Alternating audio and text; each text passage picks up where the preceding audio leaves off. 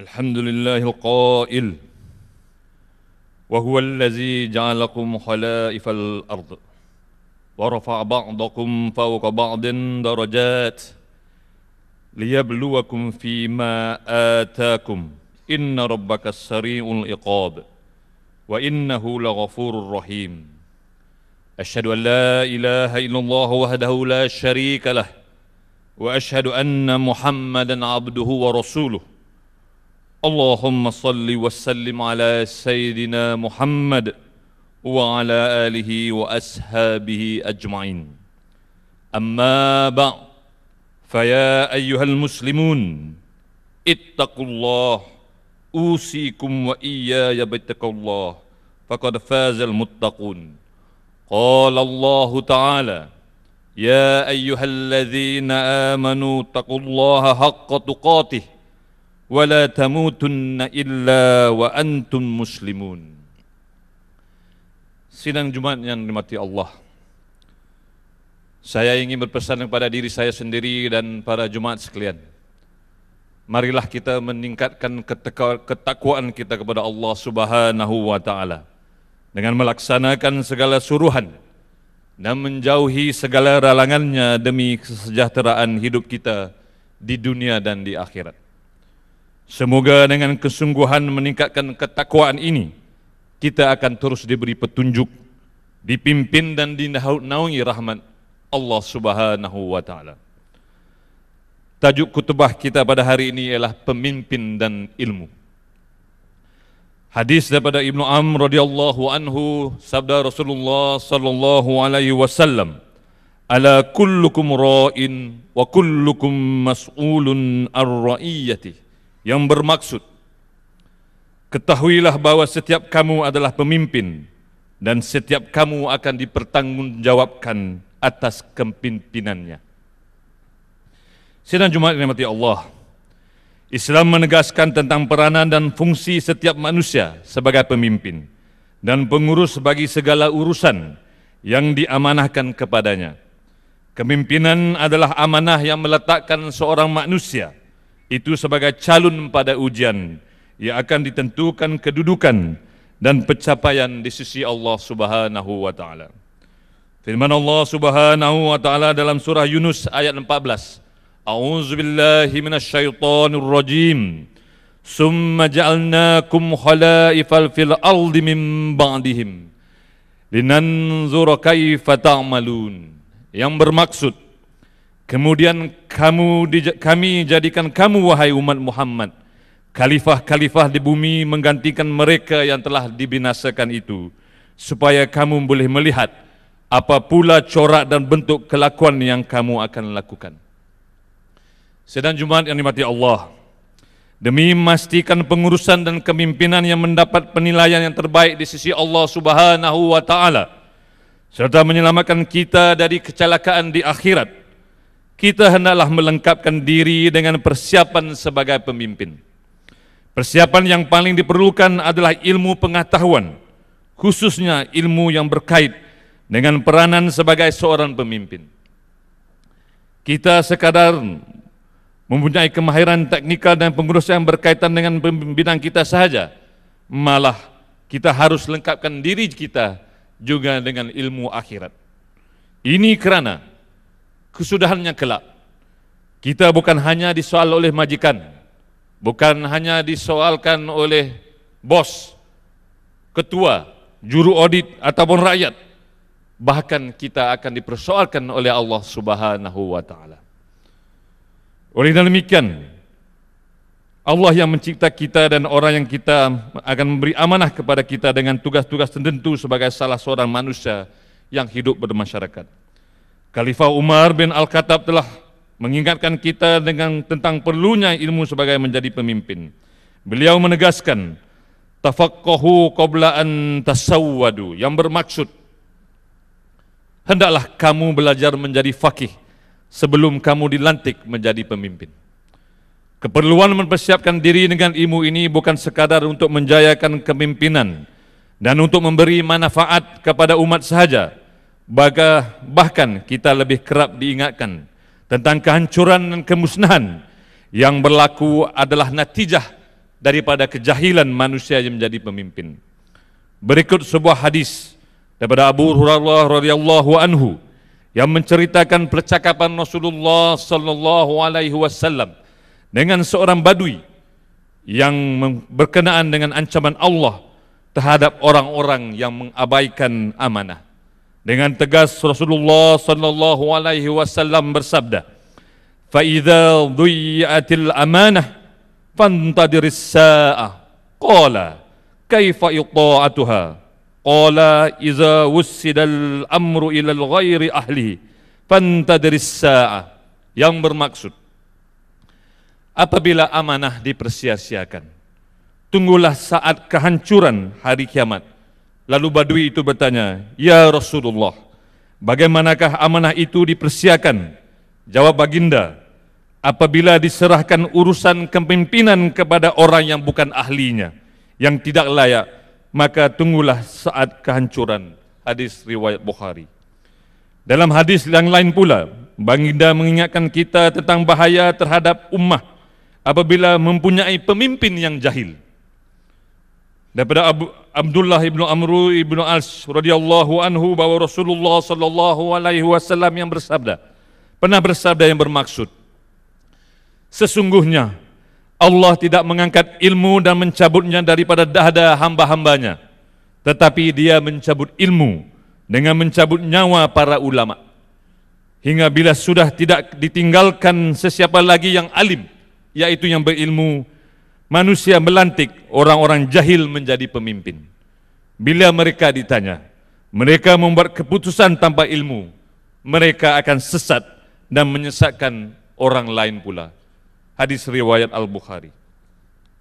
Sidang Jumat yang dimati Allah, sejarah telah mencatatkan bahwa generasi awal Islam telah memilih pemimpin mereka di kalangan orang-orang yang berilmu dan juga memahami tanggung jawab agamanya.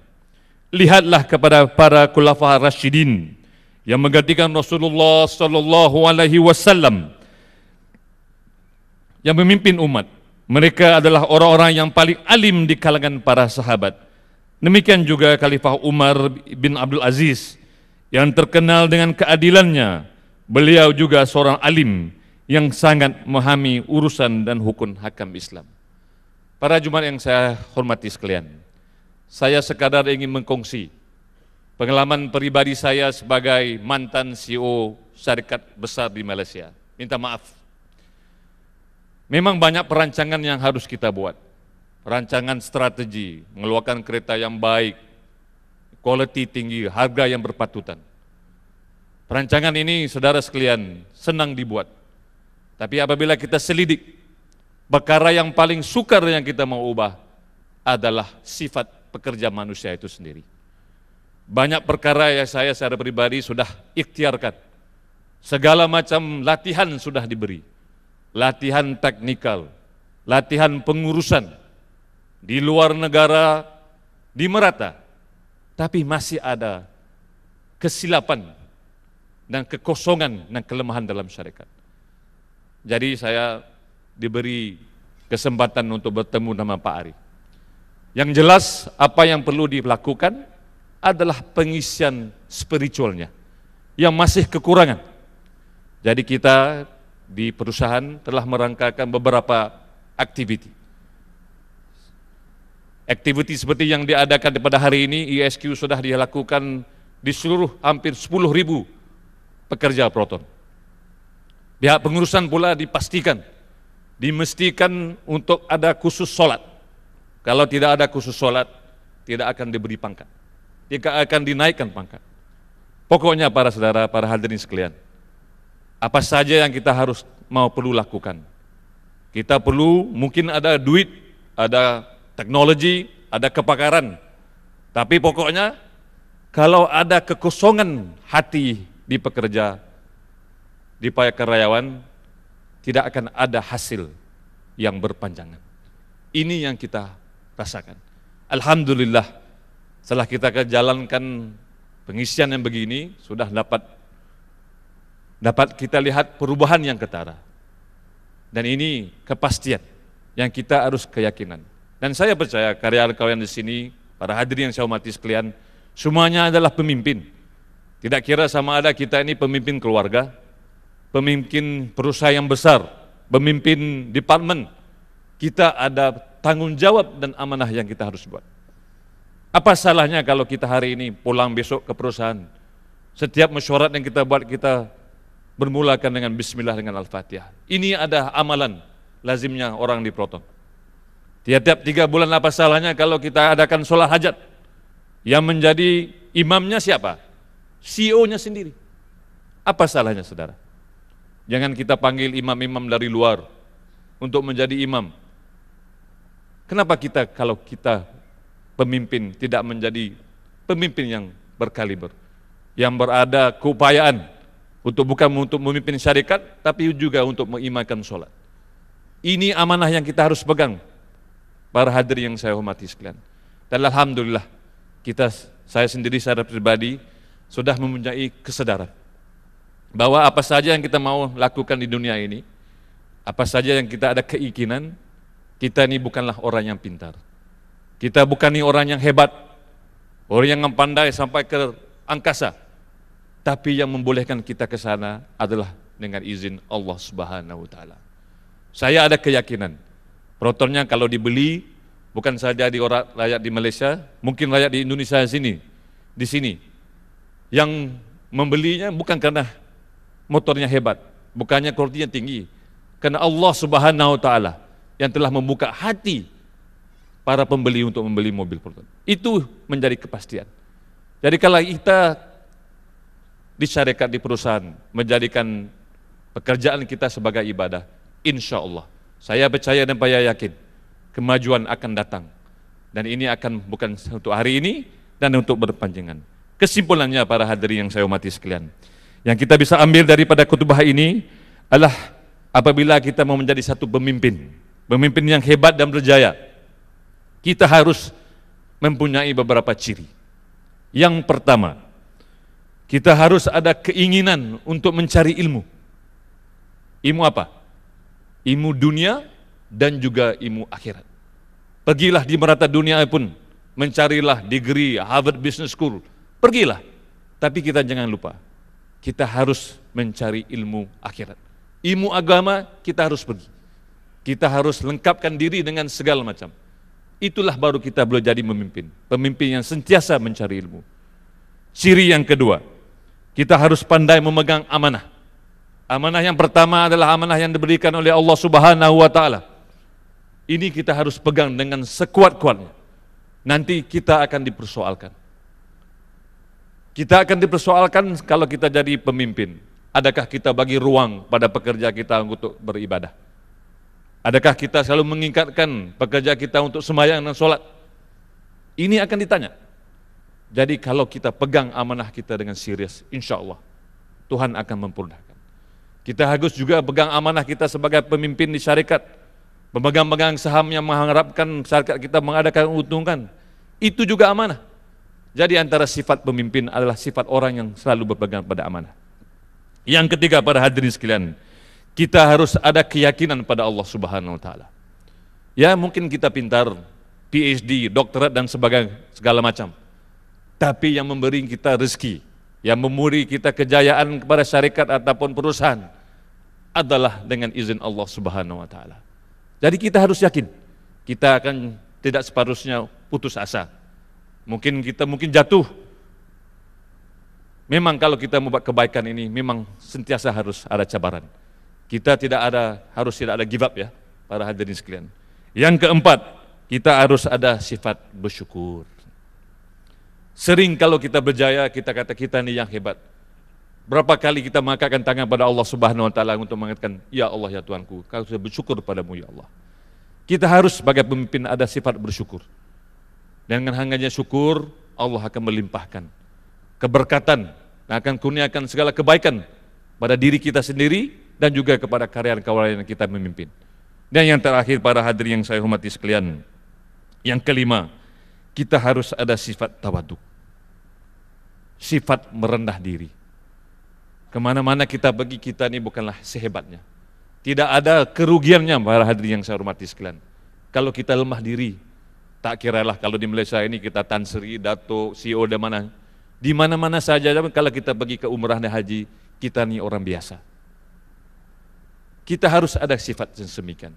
Dan insya Allah kalau bagi saya, kalau ini sifat-sifat dan ciri-cirinya ada kepada para hadirin yang saya hormati sekali pada ini, insya Allah kita akan menjadi pemimpin yang hebat.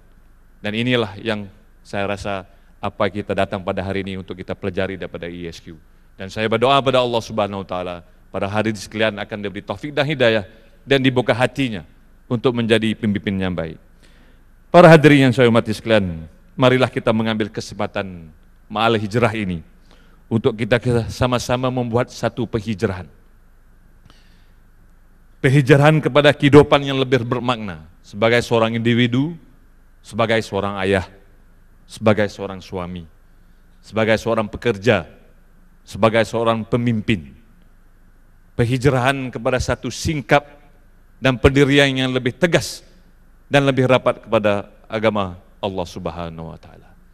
Marilah kita mengambil kesempatan untuk berikrar, untuk muhasabah diri, untuk melihat, mencerminkan diri yang ada lemah itu kita perkuatkan, yang ada kekuatan kita tunjulkan dengan minta izin dan berdoa pada Allah Subhanahu Wa Taala.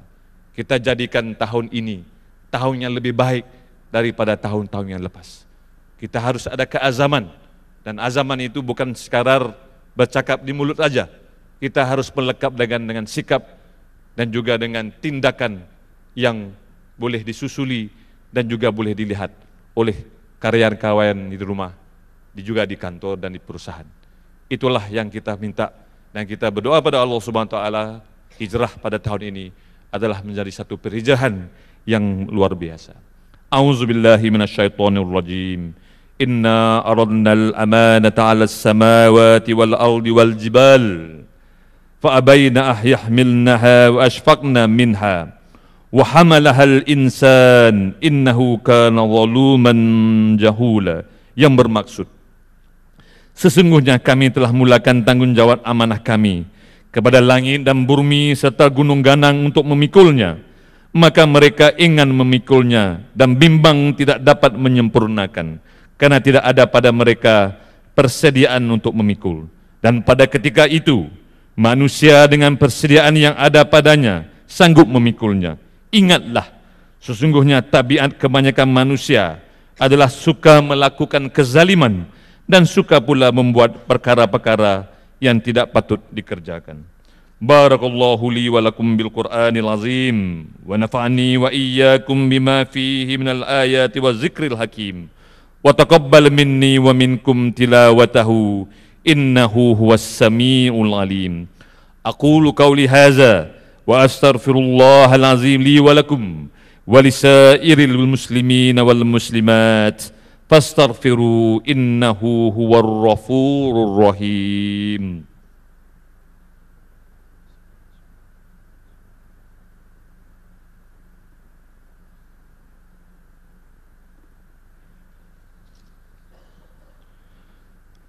Alhamdulillahillazi ja'alana minal muslimin wa razaqana minal thayyibat.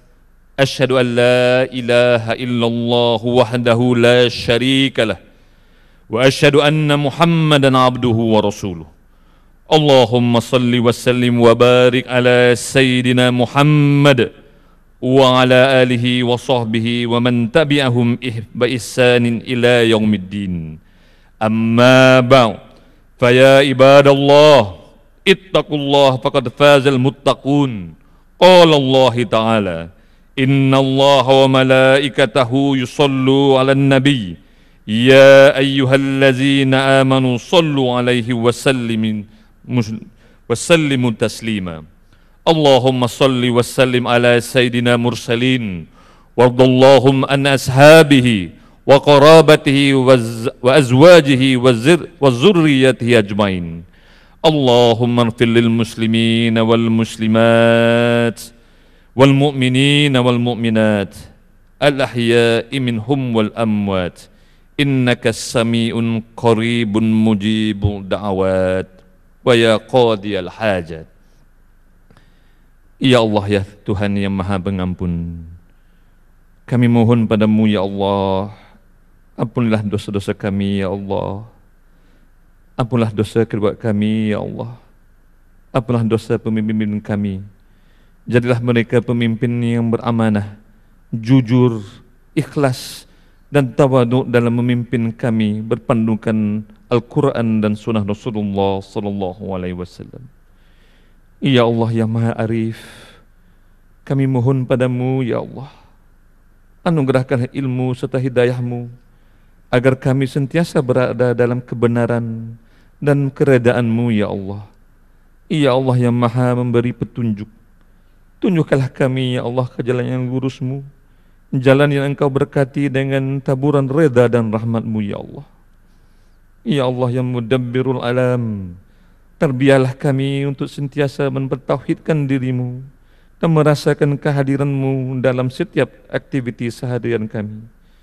Ya Allah yang Maha Pemurah, berikanlah kami kekuatan untuk sentiasa mengingatimu, mensyukurimu, nikmat pemberianmu, dan menjadikanlah amalan-amalan kami bernilai di sisimu ya Allah. Rabbana hablana min azwajina wa zurriyyatina qurrata a'yun waj'alna lil muttaqina imama. Rabbana atina fid dunya hasanah wa fil akhirati hasanatan wa qina azabannar.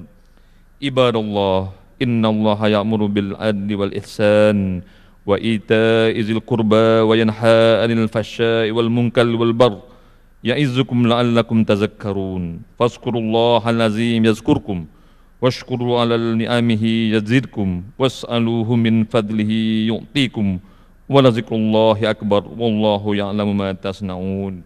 Aqimus shalah. Bangun, luruskan saf. Allahu akbar, Allahu akbar. Asyhadu